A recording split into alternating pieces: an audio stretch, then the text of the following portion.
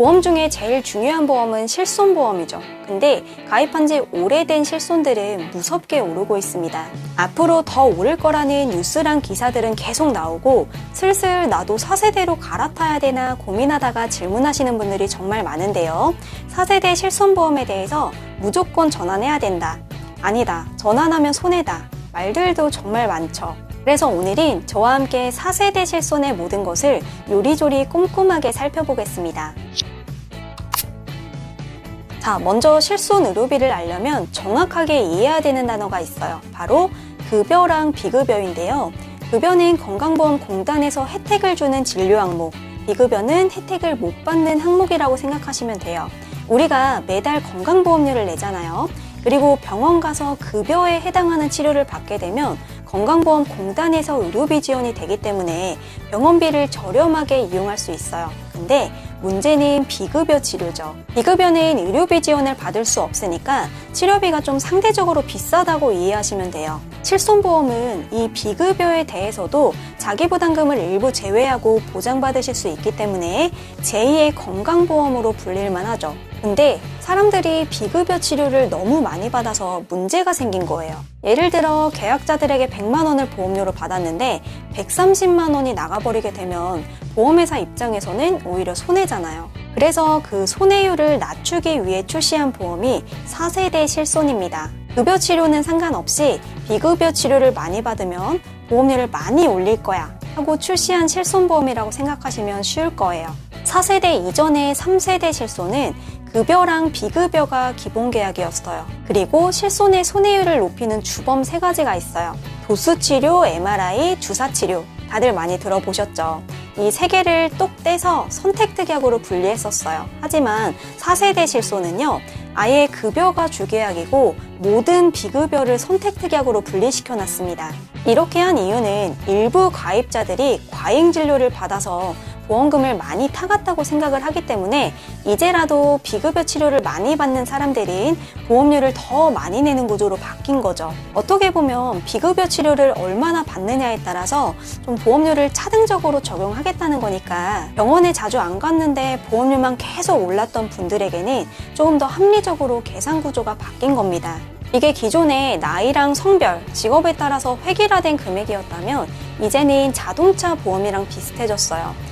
내가 차 사고를 많이 냈다면 요일에 따라서 할증이 되고 무사고면 할인을 해주는 것처럼 비급여를 많이 청구한 사람한테는 할증해서 보험료를 많이 걷어들이고 병원에 자주 안 간 분들에게는 오히려 할인을 해주는 거죠. 다시 한번 말씀드리지만 급여는 할인할증 제도가 적용되지 않고 비급여 치료에 대해서만 할인할증 제도가 적용되는데요. 이게 어떻게 적용되냐면 급여는 기존 방식이랑 동일하게 1년 단위로 연령에 따른 할증이 되는 거고 비급여는 계산 방식이 다시 5등급으로 분류되는데요. 1등급은 비급여 치료를 안 받았다면 보험료의 5%를 할인받을 수 있어요. 2등급은 비급여 치료가 100만 원 미만이라면 할인 할증 없이 그냥 표준치만 인상되는 거고 3등급부터 할증이 시작되는데 150만 원 미만이면 100% 할증, 4등급은 300만 원 미만이면 200% 할증, 5등급은 300만 원 이상이라면 최대 300% 할증이 됩니다. 만약 도수치료나 비타민 주사처럼 건강보험이 적용되지 않는 비급여 진료를 많이 받는다면 보험료가 최대 300% 더 할증이 될 수도 있다는 거죠. 정확하게는 급여는 할증 대상이 아니고 내 실비보험료에서 비급여에 대한 것만 할증됩니다. 이 할인 할증 제도는요, 충분한 통계 확보를 위해서 상품 출시 후 3년이 경과한 시점부터 적용될 예정이라고 해요. 그러면 2021년도 7월에 4세대 실손이 나왔으니까 그로부터 3년이 경과된 시점인 24년도부터 시행되는 겁니다. 그리고 보험료 할증 대상에는 암이나 심장질환, 희귀 난치질환처럼 많이 아파서 산정특례를 받는 분들이나 장기요양 1, 2등급의 판정자는 보험료 차등제를 적용하지 않습니다. 또 중요하게 알아두셔야 될 건 보장 한도가 축소됐다는 거죠. 과거 실손은 생명사인지 손해사인지에 따라서 그리고 가입 시기에 따라서 다르겠지만 보통 입원 5천, 통원과 약제비 30만 원을 한도로 보장했다면 지금은 질병과 상해 각각 입원과 통원을 합쳐서 5천이에요. 근데 다르게 생각해보면 급여 5천, 비급여 5천이니까 1억으로 한도가 늘었다고 생각할 수도 있어요. 그리고 통원 시 1일당 20만 원으로 보장이 축소됐고 급여는 20%, 비급여는 30%로 자기분담금이 발생됩니다. 통원 시 최소로 공제되는 금액도 잠깐 설명드려보면 급여는 의원 병원일 때 만 원, 상급 병원 종합병원일 때 2만 원, 비급여는 3만 원이 최소 공제 금액이 됩니다. 3대 비급여는 아까 도수치료, 주사치료, MRI라고 했죠. 도수치료, 증식치료, 체외 충격파 치료는 350만 원 연 50회 한도, 비급여 주사료는 250만 원에 연 50회 한도, MRI와 MRA는 300만 원이 한도고요. 만약 나는 도수치료나 주사치료를 주기적으로 받는다. 그러면 4세대 실손은 불리한 구조잖아요. 그래서 그런 분들이라면 전환을 신중하게 생각해 보셔야 됩니다. 그리고 비급여 통원은 연간 100회로 횟수의 제한도 있어요. 그 다음으로 고객분들이 실손 전환을 생각할 때 어떻게 보면 가장 걸리는 게 재가입 주기라고 많이들 하시더라고요. 이제 5년으로 축소됐죠. 3세대는 재가입 주기가 15년이라서 15년 동안은 쭉 동일한 보장을 받을 수 있었다면 4세대는 5년으로 주기가 짧아져서 만약 5년 후에 지금 실손보다 보장 조건이 조금 더 안 좋게 바뀌었을 때 어쩔 수 없이 그걸 선택해야 되는 상황이 생기는 거잖아요. 근데 잘 생각해 보세요. 3세대 실비를 만약에 13년부터 가입하신 분들이라고 하면 그분들도 어차피 5년 뒤인 28년도에는 그때 당시 상품으로 재가입을 해야 되는 상황인 거죠. 마지막으로 4세대 실손 보장 내용 몇 가지만 알아볼게요. 한방병원이랑 치과에 다녀오셨다면 급여 부분은 보상하고 비급여는 면책입니다.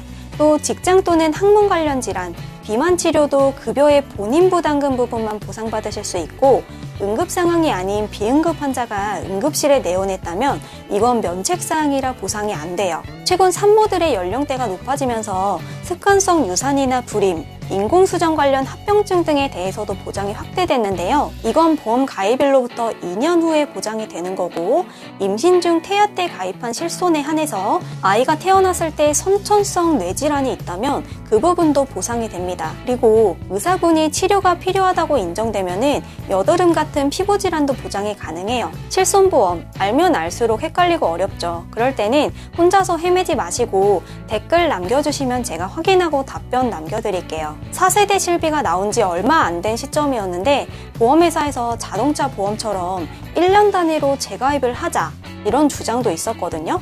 이게 4세대로 바뀐 지 오래된 게 아닌데도 이런 얘기가 나온다는 건 앞으로 실비의 조건은 더 안 좋아질 가능성이 크다고 볼 수 있겠죠. 하지만 지금 가지고 있는 실비가 너무 부담된다라고 하면 실비는 어쨌든 계속 갱신이 될 거고 보험료만 많이 내다가 결국 전환해야 될 수도 있어요.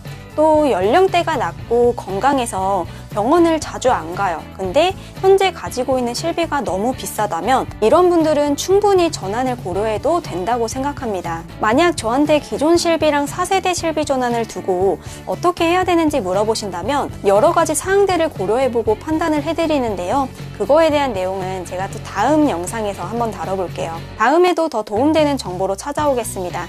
구독이랑 좋아요 꼭 눌러주세요. 본광고는 광고 심의 기준을 준수하였으며 유효기간은 심의일로부터 1년입니다.